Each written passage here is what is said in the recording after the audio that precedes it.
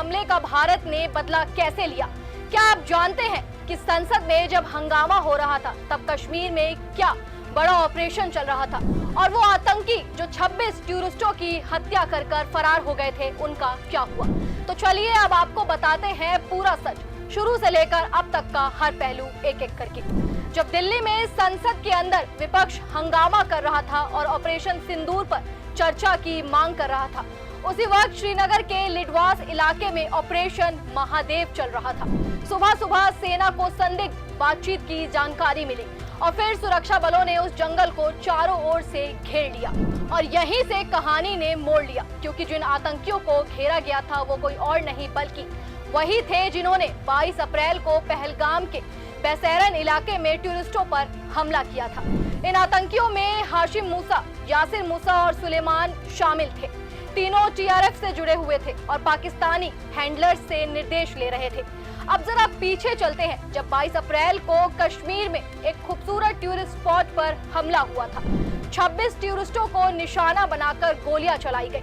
देश भर में गुस्सा था, लोग सदमे में थे, सरकार पर सवाल उठने लगे थे। इंटेलिजेंस कहाँ थी? हमारे टूरिस्ट सुरक्षित क्यों नहीं बच पाए?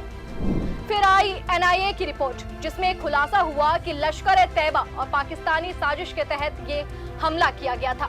इसी के बाद भारत सरकार ने एक साइलेंट लेकिन पावरफुल जवाब देने की तैयारी शुरू की और ये जवाब था ऑपरेशन सिंदूर। 6 और 7 मई की रात भारतीय सेना ने पाकिस्तान के अंदर घुसकर 9 आतंकी ठिकानों को तबाह कर दिया। ड्रोन, मिसाइल और सटीक टारगेटिंग से 100 से ज्यादा आतंकियों को ढेर कर दिया गया। हालांकि इसे युद्ध नहीं कहा गया, लेकिन दुनिया को ये साफ मैसेज चला गया कि अब भारत सिर्फ निंदा नहीं करेगा, सीधे जवाब देगा।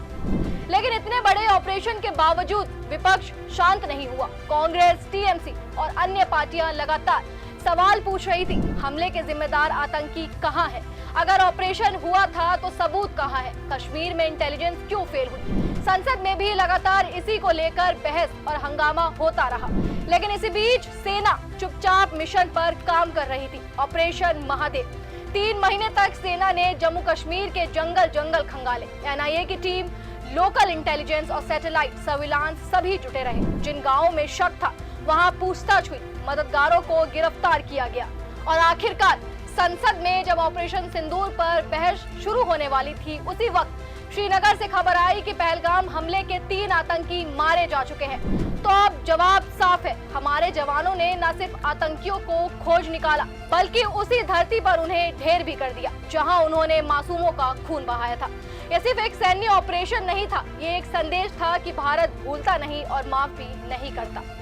फिलहाल इस वीडियो में इतना ही। खबर से जुड़ी हर छोटी बड़ी अपडेट के लिए देखते रहें खबर फास्ट का डिजिटल प्लेटफॉर्म। धन्यवाद।